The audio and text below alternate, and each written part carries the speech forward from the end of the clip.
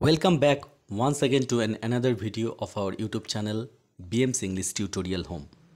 তো আজকে আমাদের ভিডিওর আলোচনার বিষয়বস্তু আর্নেস্ট হেমিংওয়ের লেখা একটি ছোট গল্প আর ডেজ ওয়েট। তো এই গল্পটির টেক্সচুয়াল ডিসকাশনের মধ্য দিয়ে আমরা গল্পের বিষয়বস্তু, অনুবাদ এবং বিশ্লেষণমূলক আলোচনা তোমাদের সামনে তুলে ধরব। কেন কি টেক্সট সম্বন্ধে সঠিক ধারণা থাকলে ইউনিভার্সিটির পরীক্ষায় যে সমস্ত প্রশ্নপত্র আসে সেগুলির উত্তর তোমরা খুব সহজেই করতে পারবে।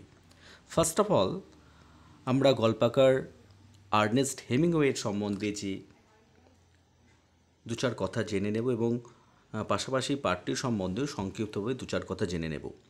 আর্নেস্ট হেমিংওয়ে, যার পুরো নাম আর্নেস্ট মিলার হেমিংওয়ে, তিনি ছিলেন আমেরিকার বিখ্যাত একজন সাংবাদিক। পাশাপাশি তিনি ছিলেন একজন ঔপন্যাসিক ও ছোট গল্পের লেখক। ইংরেজি সাহিত্যে তার অনবদ্য কৃতিত্বের জন্য তিনি 1954 খ্রিস্টাব্দে সাহিত্যে নোবেল পুরস্কার পেয়েছিলেন। তার সৃষ্ট চরিত্রগুলি এমনভাবে উপস্থাপিত হয়েছিল যা পাঠকদের সমালোচনামূলক দৃষ্টিভঙ্গি ও মনোযোগ আকর্ষণ করে। স্প্যানিশ গৃহযুদ্ধের সময় তিনি প্রতিবেদক বা সাংবাদিক হিসাবে কাজ করেছিলেন। বিখ্যাত উপন্যাস হোম দ্য বেল টোলস এর স্রষ্টা ছিলেন আর্নেস্ট মিলার হেমিংওয়ে।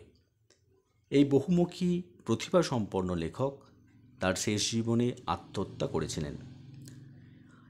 এ ডেজ ওয়েট এই ছোট গল্পটি একটি 9 বছর বয়সী ছেলেকে নিয়ে, যে জ্বরে ভুগছিল এবং সে এক অদ্ভুত রকম দূরদর্শী অভিজ্ঞতার সম্মুখীন হয়েছিল। ছেলেটি তার আসন্ন মৃত্যুর কথা ভাবছিল। গল্পের একেবারে শেষে বা at the fag end of the story যদি দেখা যায়, ছেলেটির বাবা তাকে এই পরিস্থিতি থেকে বেরিয়ে আসতে সাহায্য করেন। তো আমরা বিস্তারিতভাবে এবার টেক্সটটি পড়ে নেব। He came into the room he came into the room to shut the windows while we were still in bed. আমরা তখনও বিছানায় ছিলাম যখন সে ঘরের মধ্যে এসেছিল জানালা বন্ধ করতে। And I saw he looked ill, এবং আমি দেখলাম যে তাকে অসুস্থ লাগছে। হি ওয়াজ সিভারিং, সে কাঁপছিল। হিজ ফেস ওয়াজ হোয়াইট, তার মুখটা একেবারে সাদা ছিল, অর্থাৎ বিবর্ণ বা ফ্যাকাশে হয়ে গিয়েছিল। অ্যান্ড হি ওয়াকড স্লোলি, এবং সে ধীরে ধীরে হাঁটছিল। অ্যাজ তো, যেন মনে হচ্ছিল ইট এক টু মুভ, সে চলাফেরা করতে কষ্ট অনুভব করছিল। হোয়াটস দ্য ম্যাটার স্যাজ, কী ব্যাপার স্যাজ? তোর ছেলেটির নাম এখানে স্যাজ বলা হয়েছে। স্যাজ একটা জার্মান বার্ড, তো এটাকে লাভেবল বা স্নেহ বোঝাতে ব্যবহার করা হয়। এখানে অ্যাফেকশনেটলি তার বাবা ইউজ করছেন। আইভ গট এ হেডেক, তার বাবার প্রশ্নে ছেলেটি বলে যে আমার মাথার যন্ত্রণা হচ্ছে। You better go back to bed, তোমার সবচেয়ে ভালো হয় তুমি বিছানায় ফিরে যাও। No, I am all right, সে বলে যে না, আমি ঠিক আছি। ইউ গো টু বেড, তুমি বিছানায় যাও। I will see you when I am dressed, আমি তোমার সঙ্গে তখন দেখা করব যখন আমার পোশাক পরা হয়ে যাবে, অর্থাৎ তিনি জামাকাপড়, ভালো রকম জামাকাপড় পরে প্রস্তুত হয়ে যাবেন। But when I came down stairs, যখন আমি সিঁড়ি বেয়ে নিচে নেমে এলাম, হি ওয়াজ ড্রেসড, সে পোশাক পরিহিত হয়েছিল বা সে জামাকাপড় পরেছিল ঠিকঠাক মতো।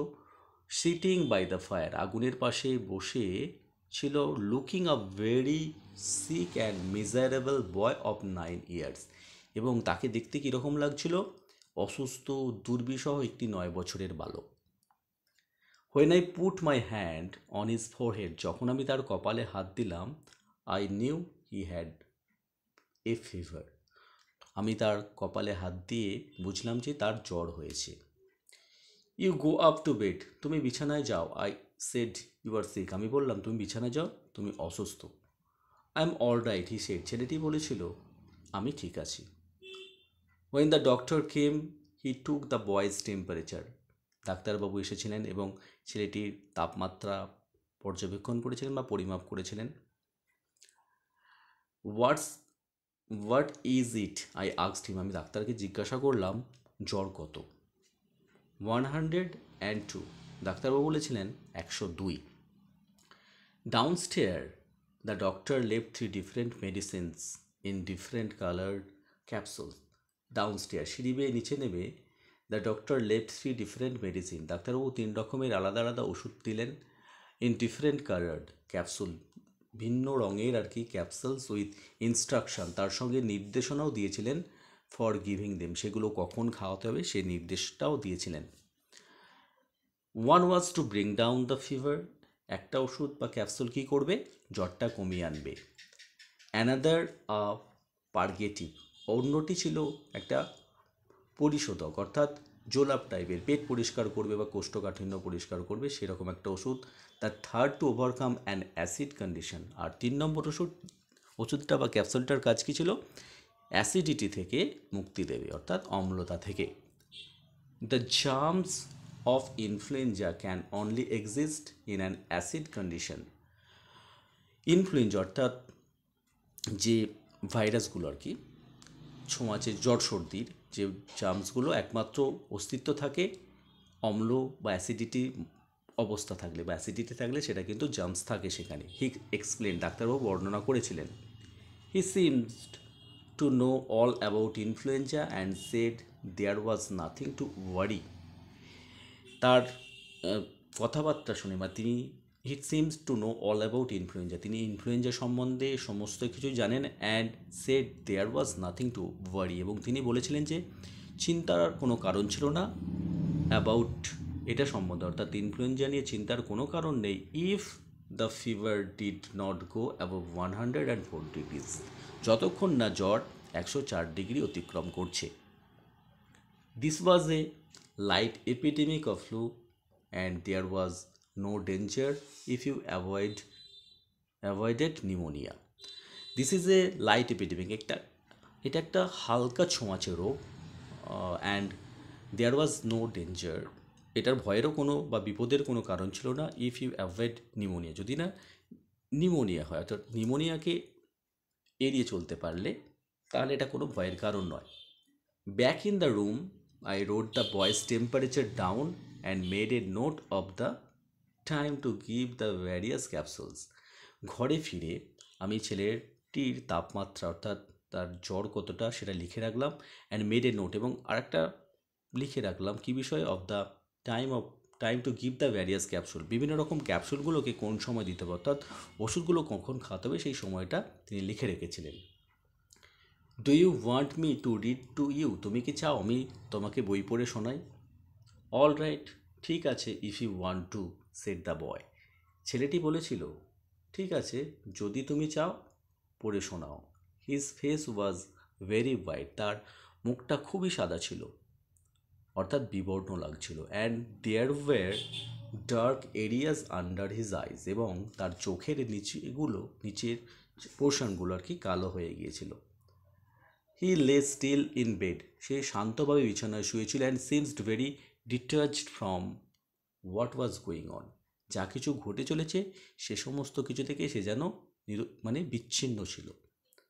I read aloud from Howard piles book of pirates, আমি উচ্চস্বরে পড়ছিলাম হাওয়ার্ড পাইলের লেখা একটি বই, জলদস্যুদের নিয়ে লেখা একটি বই। বাট আই কুড সি, কিন্তু আমি দেখতে পাচ্ছিলাম, when I could see he was not following what I was reading, কিন্তু আমি দেখলাম যে আমি যা পড়ছি ছেলেটি কিছুই শুনছে না বা সে অমনোযোগী ছিল। How do you feel sad, I asked him, আমি তাকে জিজ্ঞাসা করলাম এখন কেমন বোধ করছো স্যাড? জাস্ট দ্য সেম সোফার, হি সেড, সে বলেছিল একই রকম, ঠিক আগের মতোই। I sat at the foot of the bed, আমি বিছানার শেষ প্রান্তে বসেছিলাম। অ্যান্ড রিড টু মাইসেলফ, এবং আমি নিজে নিজেই পড়ছিলাম। While I waited for it, তখন আমি অপেক্ষা করছিলাম। To be time to give another capsule, তাকে অপর একটি ক্যাপসুল দেওয়ার যে সময়টার জন্য আমি অপেক্ষা করছিলাম। It would have been natural for him to go to sleep, এটা তার পক্ষে খুবই স্বাভাবিক ঘুমাতে যাওয়াটা বা ঘুমিয়ে পড়াটা। But where I looked up, he was looking at the foot of the bed, যখন আমি তাকিয়ে দেখলাম যে সে বিছানার শেষ প্রান্তের দিকে তাকিয়ে রয়েছে। লুকিং ভেরি স্ট্রেঞ্জলি, সে অদ্ভুত রকমভাবে তাকিয়ে রয়েছে। Why don't you try to go to sleep, কেন তুমি ঘুমাতে যাচ্ছ না? I will awake you up for the medicine, আমি তোমাকে ওষুধের জন্য জাগিয়ে দেব। I would rather stay awake, আমি জেগেই থাকতে চাই। After a while he said to me, কিছুক্ষণ পর সে আমাকে বলেছিল। After a while he said to me, সে আমাকে বলেছিল কিছুক্ষণ পর, you don't have to stay hair with me পাপা, বাবা তোমাকে আমার কাছে থাকতে হবে না। ইফ ইট বদার্স ইউ, যদি তোমার বিরক্তি লাগে। ইট ডাজন্ট বদার মি, এটা আমাকে বিরক্ত করছে না। No I mean you don't have to stay, না তা না, আমি বোঝাতে চাইছি যে তোমাকে থাকতে হবে না। If it's going to bother you, যদি তুমি বিরক্তি বোধ করো। I thought perhaps he was a little light hearted, আমি ভেবেছিলাম সম্ভবত সে একটু হালকা মস্তিষ্কের হয়েছিল, মানে তার মাথাটা একটু হালকা হয়েছিল। And after giving him the prescribed capsules at 11 o'clock I went out for a while, এবং 11টার সময় নিম্নলিখিত বা যে ওষুধটা দেওয়ার কথা ছিল আমি সেটা দিয়েছিলাম। তারপর আমি কিছুক্ষণের জন্য বাইরে বেরিয়ে গিয়েছিলাম, ছেলেটির বাবা আর কি। ইট ওয়াজ এ ব্রাইট কোল্ড ডে, এটা ছিল একটা উজ্জ্বল শীতল দিন। The ground covered with a slit, এবং মাটিটা কিসে ঢাকা ছিল, একেবারে বরফে ঢাকা ছিল। দ্যাট হ্যাড ফ্রোজেন, এবং সেটা জমে গিয়েছিল।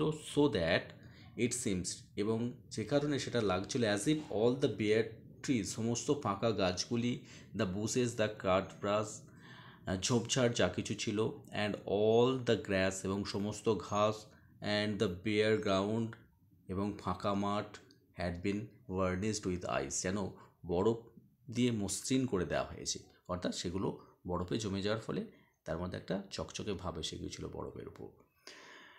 I took the young Irish setter for a little walk, আমি সেই একটা Irish setter, it's a kind of dog আর কি, সেটা আমি নিয়েছিলাম লিটল ওয়াক আপ, একটু হেঁটে যাওয়ার জন্য, the up the road and along a frozen creek, সেখান থেকে রাস্তায় পৌঁছেছিলাম এবং একটা জমাট বাঁধা খাঁড়ি বরাবর আমরা হেঁটেছিলাম। হাঁটছিলাম, but it was difficult to stand or walk on the glassy surface, কিন্তু এটা খুবই কঠিন ছিল টু স্ট্যান্ড, দাঁড়িয়ে থাকাটা, or walk on the glassy surface, ওই যে বরফাবৃত যে উপরিভাগটা তার উপর দিয়ে খুবই দাঁড়ানো বা হাঁটা খুবই কঠিন ছিল। And the red dog slipped and slithered and fell twice hard, এবং সেই লাল রঙের কুকুরটি পিছলে পড়েছিল এবং গড়িয়ে গড়িয়ে যাচ্ছিল। And fell twice hard, এবং সে দুবার খুব জোরে পড়ে গিয়েছিল। Once dropping my gun and having it slide over the ice, আমার বন্দুকটা পড়ে গিয়ে বরফের উপর দিয়ে পিছলে যাচ্ছিল বা পড়কে যাচ্ছিল।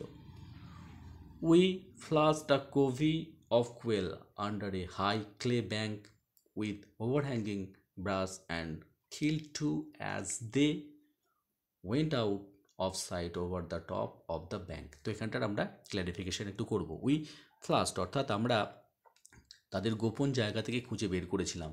আর কোভি অফ কোয়েল অর্থাৎ যে সমস্ত কোয়েল পাখির একটা ঝাঁক বা তিতির পাখির একটা ঝাঁক, আন্ডারে হাই ক্লে ব্যাঙ্ক, একটা উঁচু যে বাঁধ টাইপের ছিল, মাটির বাঁধ ছিল তার নিচে, উইথ ওভারহ্যাঙ্গিং বুসেস, তার যেখান থেকে ঝোপঝাড় ঝুলছিল, অ্যান্ড কিল টু, এবং দুটো হত্যা করেছিলাম, as they went out of sight, যেহেতু তারা দৃষ্টির বাইরে বেরিয়ে গিয়েছিল, over the top of the bank, একেবারে ওই যে তীরটার উপরে। Some of the covey lit the trees, তার মধ্যে কিছু তিতির পাখির যে দলটা গাছের উপরে গিয়ে চলে গিয়েছিল আর কি, টলতে টলতে, বাট মোস্ট অফ দেম, কিন্তু তাদের বেশিরভাগ স্ক্যাটার্ড ইন্টু ব্রুস, মানে ছড়িয়ে পড়েছিল সেই ঝোপের মধ্যে, files, and it was necessary to jump on the ice coated mounts, এবং ইট ওয়াজ নেসেসারি, এটা প্রয়োজনীয় ছিল, টু জাম্প, লাফিয়ে পড়াটা, আইস কোটেড মাউন্টস, এই বরফাবৃত যে ঢিবিগুলি তার উপর ব্রাশ সেভারেল টাইমস, বেশ কয়েকবার, বিফোর দে উড ফ্লাস, তারা সেখান থেকে বেরিয়ে আসার আগে আর কি। Coming out while you were poised unsteadily, তো সেখানে ভারসাম্য রক্ষা করে বা টলতে টলতে আর কি, অন দ্য আইসি, এটা একটু নেক্সট ক্ল্যারিফিকেশনটা ভালো করে বলে দেওয়া যাক।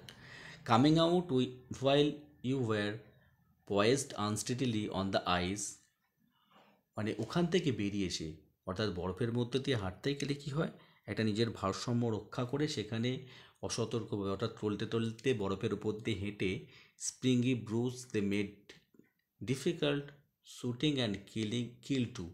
তো এটা ওই যে ব্রাশটা আছে স্প্রিংই, মানে ব্যাপারটা কি ছিল, একটা ডিফিকাল্ট, একটা কঠিন বিষয় ছিল, শুটিং অ্যান্ড কিল টু, ওই গুলি করে দুটোকে মারা, মিসড 5টা অতি মানে মিস হয়েছিল, and started back pleased to have found a covey close the house and started back, আমরা ফিরেছিলাম আনন্দিত হয়ে, to have found a covey, একটা দল, ক্লোজ টু দ্য হাউস, বাড়ির একেবারে কাছে, and happy they were so many left to find on another day, যে অন্য একদিন তাদেরকে আবার খুঁজে পাওয়া যাবে।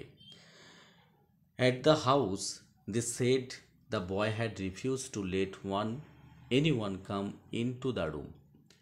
বাড়িতে at the house they said, বাড়ির সমস্ত লোকজন কি বলেছিল, the boy had refuse to let anyone, ছেলেটি কাউকেই আসতে দেয়নি, come into the room, ঘরের মধ্যে কাউকেই আসতে দেয়নি। You can't come in he said, সে বলেছিল তুমি আসতে পারবে না। You mustn't get what I have, আমার থেকে, যেহেতু একটা ইনফ্লুয়েন্স, একটা ছোঁয়াচে ব্যাপার, আমার থেকে যেন তোমাদের জ্বর কারো না হয়। I went up to him, আমি তার কাছে গিয়েছিলাম, and found him in exactly the position, এবং আমি দেখলাম যে ঠিক তার অবস্থানটা কী, মানে তার শারীরিক অবস্থাটা কীরকম, আই হ্যাড লেফট হিম, মানে যেরকমভাবে আমি ছেড়ে গিয়েছিলাম ঠিক সেরকমই আছে। White faced but with the tops of his cheeks flushed by the fever, কিন্তু তার গালের উপরিভাগে অর্থাৎ চিবুকের উপরিভাগে একেবারে লাল লাল আভা এসে গিয়েছিল জ্বরেতে আর কি। স্টিয়ারিং স্টিল, একদৃষ্টে তাকিয়েছিল, as he had stared at the foot of the bed, যেহেতু সে বিছানার শেষ প্রান্তের দিকে তাকিয়েছিল। আই টুক হিজ টেম্পারেচার, আমি তার জ্বরটা মেপেছিলাম। হোয়াট ইজ ইট, জ্বর কত? তো আজকের ভিডিওতে এই পর্যন্তই। এই ডেজ আউটের বাকি অংশটুকু আমরা পরবর্তী একটা পার্টে আলোচনা করব। আলোচনাটি তোমাদের কাছে ইফেক্টিভ বলে মনে হলে ভিডিওটিতে অবশ্যই একটি লাইক করে দিও। চ্যানেলে নতুন হলে চ্যানেলটিকে সাবস্ক্রাইব করে পাশে থাকা বেল আইকনটা অন করে দিও সবার আগে নতুন ভিডিও নোটিফিকেশনের জন্য। ভিডিওটি শেষ পর্যন্ত দেখার জন্য সকলকে ধন্যবাদ। সকলেই ভালো থেকো, সুস্থ থেকো।